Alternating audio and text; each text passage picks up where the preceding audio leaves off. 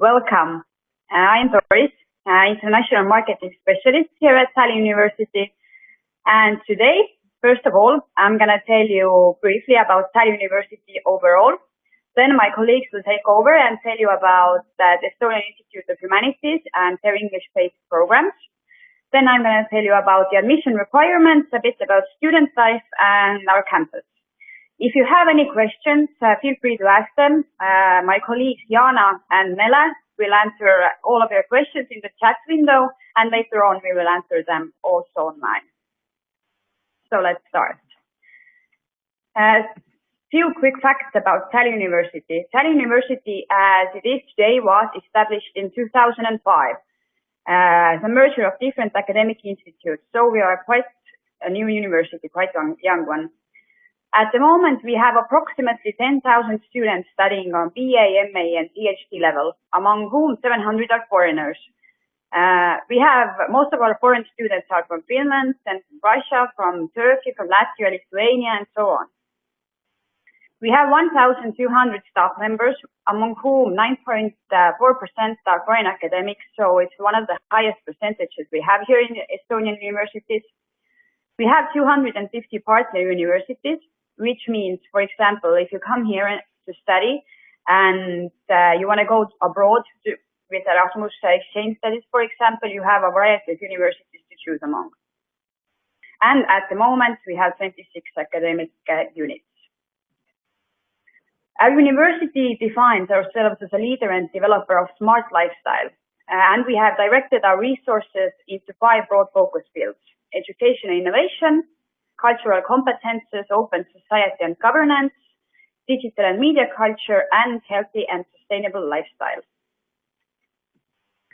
We believe in individual approach to students. By that, I mean that our study groups are rather small, the courses are rather small, so the students have the possibility to talk to the lecturers, ask questions, get advice. Our campus is right in the heart of the city center. It's only 10 minutes walk distance from the old town that belongs to UNESCO World Heritage. Only 5 minutes from the harbor. Also, the airport is nearby. The bus station is nearby. And our facilities include the modern study rooms, classrooms, computer classes, and we even have our own cinema hall here at the main campus. Few quick facts about the Estonian Institute of Humanities. It was founded in 1988, and the main task today is to create and maintain an open intellectual environment. And the atmosphere is created by the collegiality and exchange of views. Now, I will give the floor to my colleague, who will tell you more about comparative literature and cultural semiotics.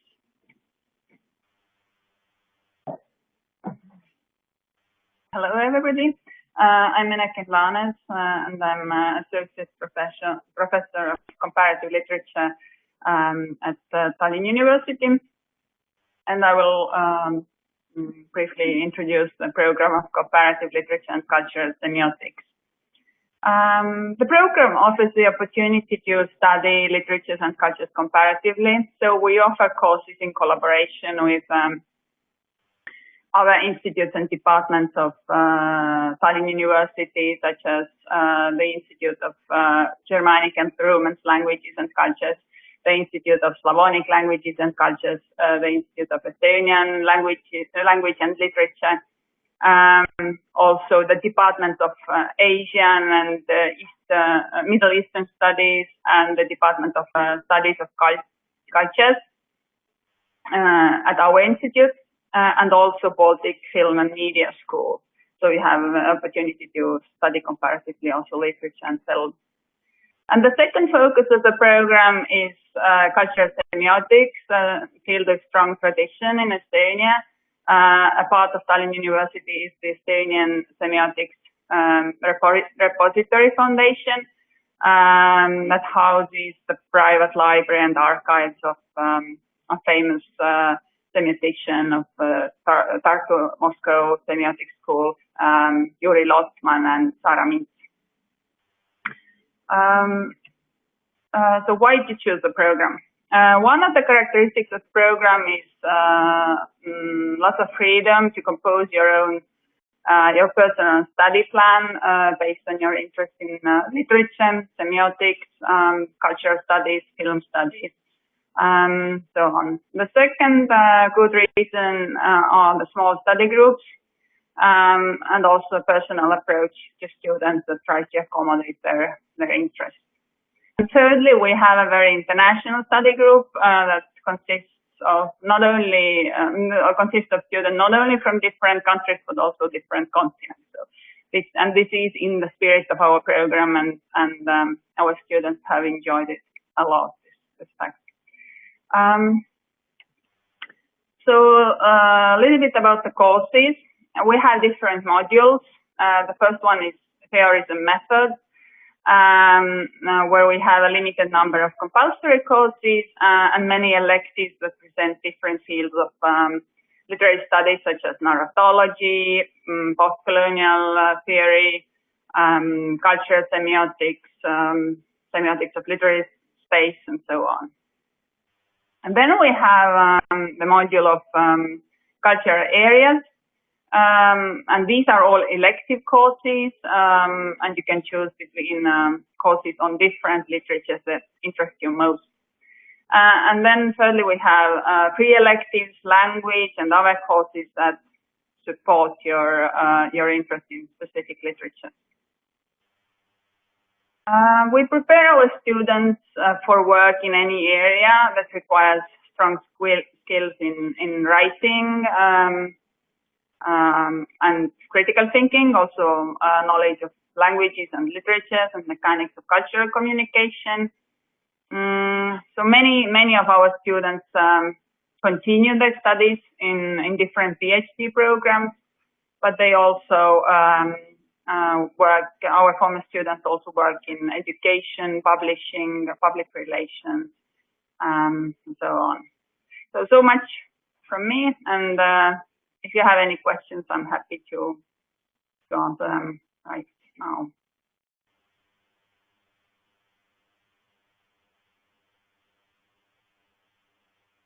If not, I will hand over to Carlo Cubero, my good colleague from the Department of Anthropology. Hello everybody. I'm Carlo, and I am the manager of the program in social anthropology at the Tallinn Institute of Humanities. Our program started in, let me stand here. Our program started in 2006. It was at a very interesting and exciting moment because we joined, the department got founded at the same time as that the institute was joining Tallinn University. So it was a very exciting moment of these things happening. So we started off with a small team of 2 people. Hey, thank you. We started off with a small team of 2 people, and now we have 7 members of staff that carry out research and lecture in the department. We now have 55 BA students, 20 MAs, and 5 PhDs that are currently registered in our program. So in this talk, I'd like to share with you general information about our department, the various programs and activities that we have, and our future plans in order to encourage you to consider anthropology as a field of study. As you see, I put up a slide there. What is anthropology? So a very general definition of what is anthropology. And in my view, one of the key components of anthropology is the idea of the methodology of participant observation. This is usually, what this usually means is that the anthropologist goes to the place that they're interested in studying and do field work. So the knowledge that anthropology produces is through a direct experience with the context that they're studying, right? So it's made through an interaction with people. Now, not all of our students do field work, however. Some base their projects on archive research or literature review. But even though not all of our projects carry out fieldwork, they all share an inductive approach. So our approach to science is not like the scientific method where there is a hypothesis to be proven or disproven, but we discover the realities of our research site in the process of living it, of doing it, of being there. So while an anthropologist would have a research question to guide them in the process, we do not start with a proposed answer to the question from before or a hypothesis from before. I mean, such a practice would necessarily limit the possibility of the outcomes. And of course, it goes without saying, is there an issue with the audio? Can you hear me fine? Can you hear me fine in Delhi? Better now. Okay, cool. Right. Where was I? And it goes without saying that the research questions will change alongside the conditions of the project. So fundamentally, what participant observation means is that the anthropologist will subject himself or herself to the process rather than impose his or her methodology to the group. And connected to this idea is the notion of cultural relativism. Now, this is connected to participant observation in the sense that the anthropologist would respect the particular nuances and the cultural specifics of the situation they are studying and try to understand cultural diversity on its own terms, rather than subject it to or rely on universal worldviews to gain a sense of cultural diversity in the world. It seems like we're having problems with Delhi connection to India. Can you hear me? I'll just continue talking, and this is being recorded. So if you have any issues listening or seeing me, you can watch the link later. Okay? So I'll just continue and hope that the connection will be fine later. So at the end of the day, what anthropologists are interested in is understanding each social context on its own terms, right? And this necessarily means that it has a comparative dimension to anthropology, right? So what anthropologists fundamentally do is we compare and contrast different cultural practices around the world. You know, different ways of organizing a family, for example, different understandings of what is gender, different ideas of what is nature, different ways of producing media, different policies, different laws and policies that are structured around the world, and so on and so forth. I'm clicking the next thing. Previous? No? Yeah. There. Sorry. I'm sorry. Okay. So our programs. As you see in the slide, we have an undergraduate degree, an MA, and a PhD program. In terms of our undergraduate degree, I'd like to say that I'm very proud to say that our undergraduates, they have organized a non-for-profit organization that carries out outreach programs in Tallinn and throughout Estonia. In particular, what they do is they go to different schools in Estonia and offer workshops as to what is an anthropology. Also, we have many high school students that come to our department. You know, they sit in our classes and they get to learn what anthropology is about. This non-for-profit organization, they also organize regular academic events in collaboration with colleagues in the Baltics. So studying in Tallinn, you're going to be at the center of a vibrant network of undergraduates in anthropology, which includes Finland, our colleagues in Tampere and Helsinki, but also the 3 Baltic countries. And our BA program is 3 years. Normally, you're supposed to do it in 3 years. And it's a bilingual program, Estonian and English. I noted there on the slide. Our MA program started in 2006 at the same time as our BA, and we have up to now we have graduated 11 MA projects. Now, all these dissertations, they have addressed a wide array of topics like new religious movements, migration and integration policy in the European Union, the complexities of tradition in a modern world, health. We have a few MAs that have done fieldwork in hospitals, for example, and tourism. All these projects have been based on fieldwork, all of these, and on the methodology of participant observation. More recently, as in last year, we have inaugurated a new track within our MA, where our MA students can specialize in the production of audiovisual materials. You can make films, learn to make a documentary, learn how to make sound recordings, photography courses, museum installations, or multimedia projects. All these as an integral part of your MA process. So what you end up submitting at the end of your MA is not just the thesis text, but you also can submit audiovisual works. We have started with an initial intake of 5 students that are doing this. They're all making documentaries as part of their MA, and we expect this number to grow in the coming years. This program we teach it in collaboration with the Baltic Film and Media School, which is just next door to our building. In the near future, we're interested in developing an expertise in environmental and ecological anthropology. Now, this is the current configuration of staff and students that we have at the moment is generating an interest and enthusiasm in addressing environmental issues and in developing an approach that includes nature or the environment as part of our social world. And we think that this kind of research speaks to current concerns regarding rapid changes that have occurred in the planet's ecosystem since the process of industrialization. Right? And our MA degree is a 2-year. It's a 2-year process. Right?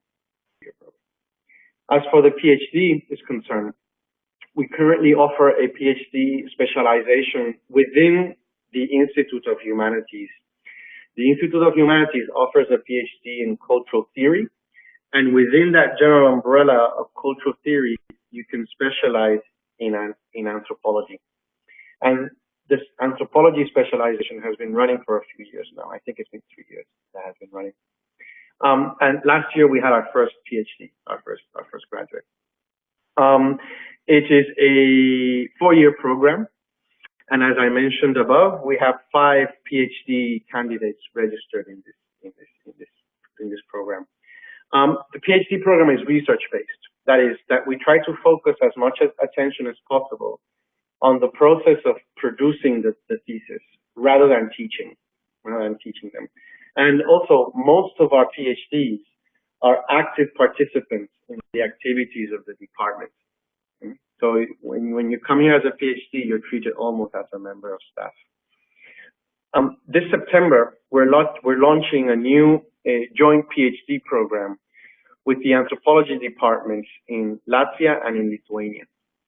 This venture is financed by the Venegren Foundation, and we're very excited about the possibilities and the opportunity that we have to participate in this venture. What this joint program will do is that it will allow us for more collaboration between the 3 Baltic countries in terms of supervisions, courses, international events, and social activities. And why choose the program? I think our strongest selling point I think the main what makes working here most exciting is that it's an international environment. English is the common language spoken, and it's ironic because English is not the first language of any member of staff or any one of our students. And this environment offers our students and researchers the opportunity to look at social processes from a much more global and a much more comparative perspective. As I mentioned, as you can see on the slide, we have a very large Erasmus network. We have Erasmus connections with many universities. And what this results in is that it ensures that we have a consistent stream of students and staff coming from abroad, right, coming through the department. I also think that one of our strongest points in the department is that the department is still quite small. And this lends itself to fostering a very intimate sense of camaraderie amongst our students, the researchers, and the staff. So the scenario that I would like you to envision is one where we're all part of the process of building the department, right? And so the classes are very small. There's a very strong debating and conversational environment going on, and this makes it a very exciting place to to be in or to work in. As far as our staff is concerned, all the staff is very well connected to European and the global anthropology scene. We participate in all the big international conferences. We're in the editorial boards of some of the most important anthropology journals in Europe. And we participate actively in the Estonian academic events and in Finland as well, and in Latvia. In these in terms of the Estonian academic events, we collaborate a lot with the ethnology and folklore departments that are based in Tartu. Something that we're particularly proud of, and I'd like to mention it here, is that last year, our department hosted the conference of the European Association of Social Anthropology.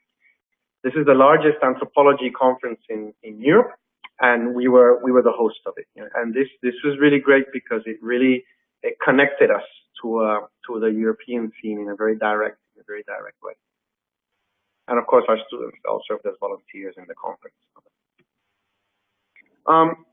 As you see, our courses are very varied. That's just a sample of some of our titles of the courses that we offer.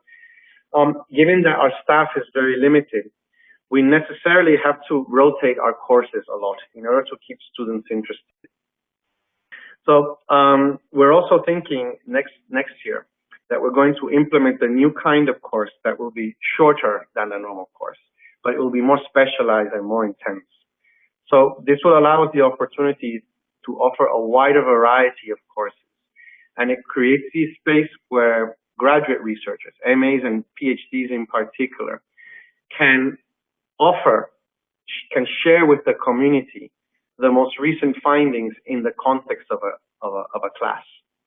So yeah. So even though we have compulsory courses that we offer every semester, we always try to offer different courses and keep the thing flowing.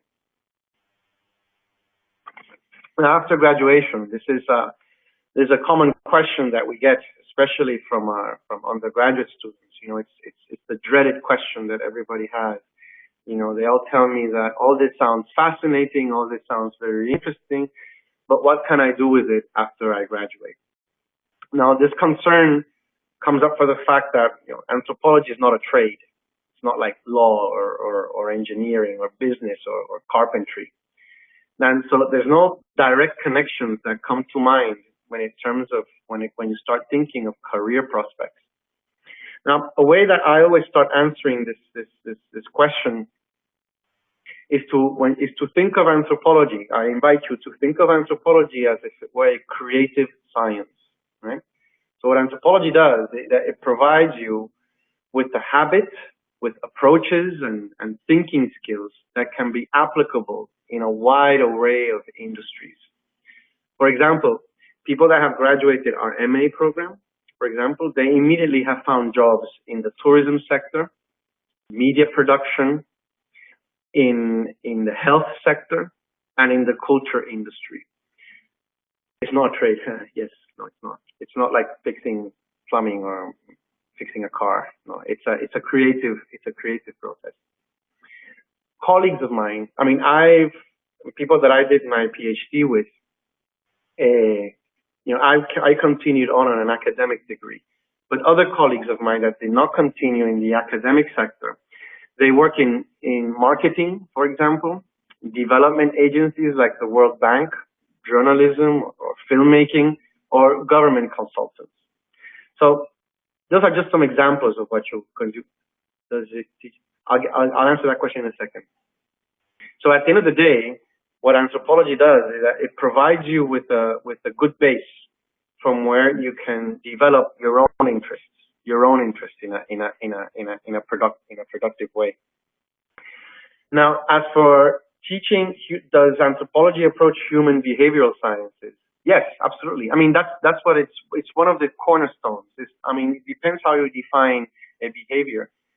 A short and quick way of how to define anthropology, think of it as a comparative study of culture, right? So we study any kind of human endeavor. And yes, behavioral sciences is embedded in this practice.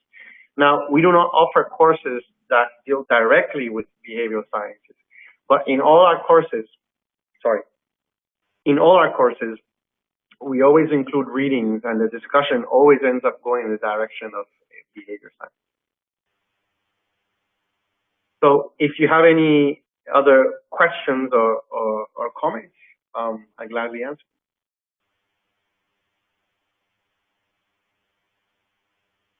Go on.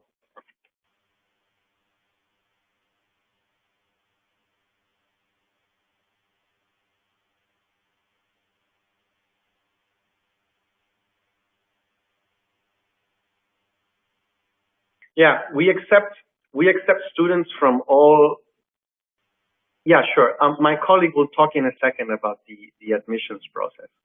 As for the validity of your undergraduate degree, we accept students from all disciplines. We don't for our MA degree, we do not require that you studied a certain discipline. We require that you have a good undergraduate degree. Naturally, it goes without saying, if your undergraduate was in any of the human sciences or the social sciences, it'll be easier for you, an easy transition to come to anthropology. But as I mentioned earlier, we have a growing trend of researchers and staff that are studying ecology and the environment. And from that perspective, I think a background in biological sciences or anything that deals with the environment could also be appropriate for our program. Yeah, art would be very useful in this degree because it is, I mean, especially in the context of the audiovisual ethnography program. We have 3 students currently embedded in our MA. Their first degree was in art. They studied at the Art Academy. Yes, that's your master's level applicants are required to have a BA degree. That's very important.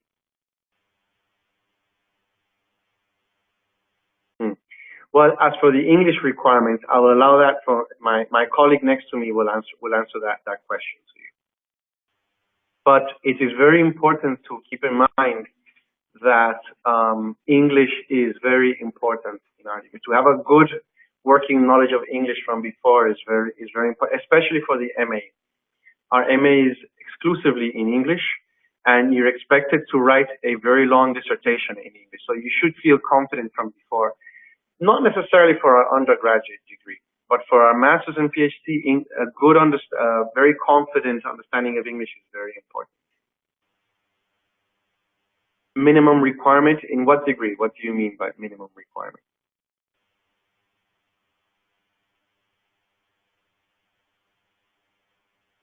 Are you referring to the English?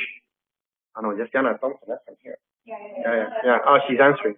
Okay, you're answering okay then.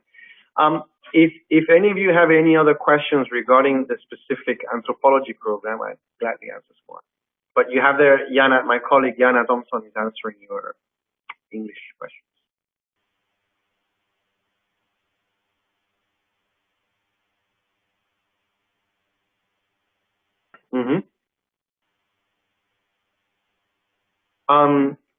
The question, Mr. Singh from Delhi, what you can do is you should go to our website, put Tallinn Anthropology on Google, and you'll get 2 websites. Go to the one that is our department, and on the left-hand side of the screen, there's a link called Studying.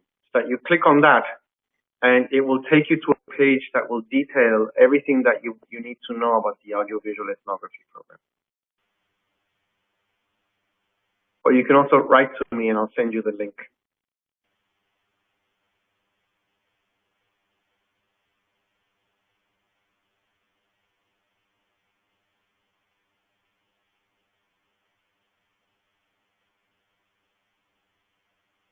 Okay, so if there's nothing else, I'd like to thank you for taking the time to listen to me. I hope I didn't bore you too much. And you can look me up and write an email, and we can continue the conversation. Okay? So I'll leave you with my colleague who will continue talking about the admissions process. Okay? So thank you very much for your time, and looking forward to hearing you more. Ciao.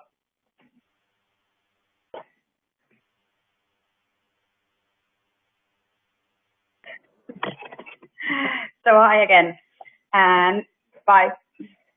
Now a bit about as you already asked about the admission, I'm going to tell you, one slide about the study allowances. Since our students ask, applicants ask a lot if we have any study allowances, then the answer is yes. We have allowances to students who have already been admitted to Tallinn University, and one of the options is to have apply for a needs-based study allowance for students from financially disadvantaged backgrounds. And the allowance is 75 up to 220 euros per month during the whole study period. So they may study for 2 years, yeah? And also there's a possibility to apply for a study allowance based on your study results, which is 100 euros per month. And it's during one semester. That means you have to apply each semester, and at each semester your average grade will be checked up. And if your grades are good, then most probably you'll get the study allowance based on your study results. Now about the admission requirements. First of all, for the international applicants, you have to fill in the online application. The online application you can find at estonia.streamapply.com. And bear in mind the deadlines. For non-EU students, applicants, except from Russia, Turkey, and Ukraine, the deadline is 1st of May. And applicants from EU, Russia, Turkey, and Ukraine, the deadline is 1st of July. Since I know there are few Estonians participating, for Estonians, the application process goes still through site, and it's in summer, but this is for international applicants. After you have filled up the online application and paid the application fee, which is 80 euros, you need to send to us by post online application cover printed and signed, and copy of a bachelor's degree certificate and transcript of records. And if the documents aren't in English, then the translation is requested.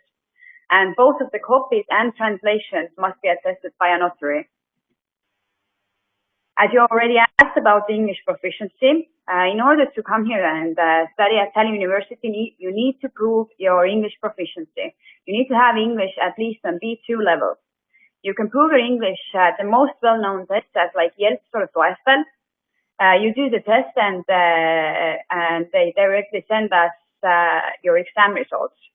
Or also there's a possibility to carry out the language test here at Tallinn University during the summer.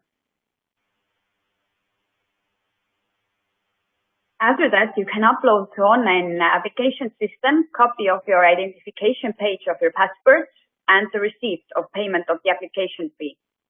Additionally, to those requirements, some of the countries have country-specific requirements. For example, for Finnish students, if you have graduated with cum laude, then you don't have to prove your English proficiency. For your country-specific requirements, please go to our webpage and see whether or not any of those requirements apply for you too. And last but not least, you need to pass the program-specific requirements. For comparative literature and cultural semiotics, it is an interview with the admission committee. And for anthropology, it's a statement of research interest or outline of research project, an essay, and an interview. And if you really do not have the possibility to travel here, there is also a possibility to carry out the interview via Skype, but then the webcam is also required. So a few words about the student life also. We have here our own student union. Under the student union, there are different organizations and units. For example, international club that organizes events for international students, ESN Tallinn for exchange students, our own student TV that broadcasts you the latest news, culture club, sports club, photo club, our own culture collectives. We have our own student cafe OAS here at the university, and even a childcare. A few words about the accommodation. Many of our applicants ask if we have dormitories. Yes, we do. But in order to have a place at the dorm, you have to be rather quick to apply for a place. We have Tallinn University dormitories that's just around the corner of the university. So again, in the heart of the city center. There are double rooms, and the price for in a double room is 170 euros and 50 cents per month. There's also a G4S dormitory. There are double and triple rooms, and the price in double rooms is 170 euros. Sorry, double and single rooms. In the double rooms it's 170 euros, and in single rooms 340 euros. And also a Deca dormitory where double and triple rooms, and the price for both is 150 euros. Of course, you always have the possibility to rent an apartment by yourself, with your friends, with your course mates. The prices of apartments vary. The prices can begin from 200 euros, but can go up to 400, 500, 600 euros. You can see more about these dormitories and also renting an apartment from tlu.ee/housing. Cost of living here in Tallinn. The monthly living costs are approximately 300 to 500 euros, not including the accommodation. Of course, it depends on yourself how much you want to spend, how much can you spend. But here are just few examples. For example, student meals here at the university are 3 to 7 euros. Public transport is free of charge for residents of Tallinn. Theatre tickets 12 to 18 euros, concert tickets 8 to 13 euros, and so on.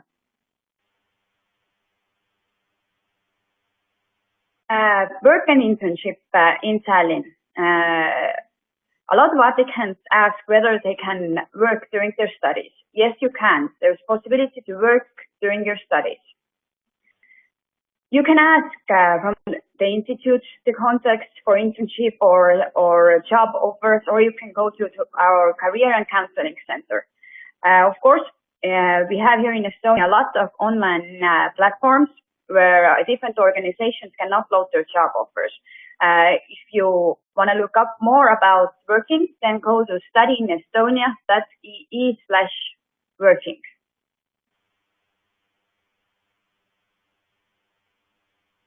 Few words about the campus here in city center. All of the buildings in the main campus have Latin names, so our students could recognize where they have to go for the class. First, Terra, meaning the earth, representing academic traditions, is the oldest building of Tallinn University. Here are all the central services like marketing office, marketing and communication office, academic affairs office, and so on. Astra building, meaning the stars, representing achieving their goals. This is the newest addition to our main campus. It was built in 2012. Astra houses different institutes, a lot of seminar rooms, classrooms, computer classes, and so on. Silva, meaning the forest, represents researchers and is known also as the language building. Then Nova, meaning new, represents innovation, and Nova houses Baltic Film and Media School.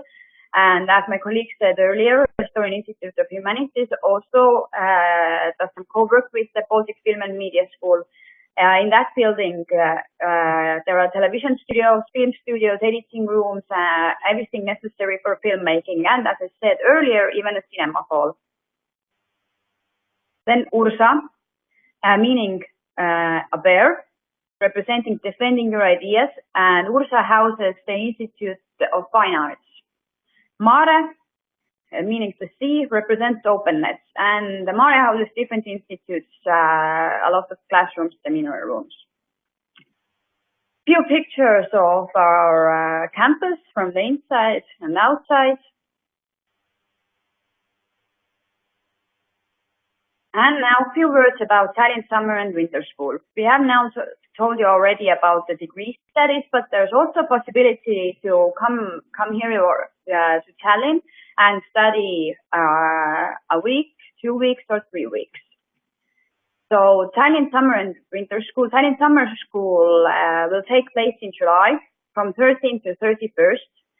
Winter School basically just ended. The next one is in January from 4th to 22nd. During the summer school, we have a lot of participants, about 350 participants. During the winter school, a bit less, 60 or so. During the summer and winter school, a lot of people are international students, almost 85% of them. So if you come here, you meet a lot of people from various countries. During the summer school this year, we offer 25 different courses, also one course from Estonian Institute of Humanities. There are different language courses, creative courses, and so on. During the winter school, there are a bit less courses, 6 or so. Additional to different courses, Tallinn Summer and Winter School offer cultural programs, so you can go and visit the museums, go on field trips outside of Tallinn, and so on. If you would like to know about summer or winter school, then go to summerschool.tlu.ee or winterschool.tlu.ee. Then what I suggest you to do, if you have any questions regarding life here in Tallinn, about Tallinn University overall, or about the study experience of our students, then feel free to go and ask the questions from our ambassadors. For that, go to tlu.ee/ambassadors. There you can find the contacts of our ambassadors, and you can write directly to them.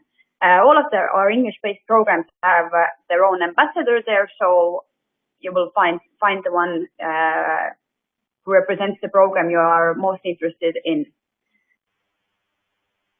And last but not least, I suggest you to follow us in social media to keep up with the latest news and our doings here at the university. In Facebook, you can find us when you type in Tallinn University. We are also in Veekontakt, Instagram, Twitter, YouTube, LinkedIn, and Traugem.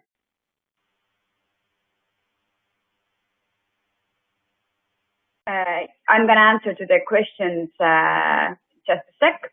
Last but not least, if you have any questions about the application process, go and contact the admission specialists at admissions@tlu.ee. But meanwhile, you can go and check up our website for more information, tlu.ee.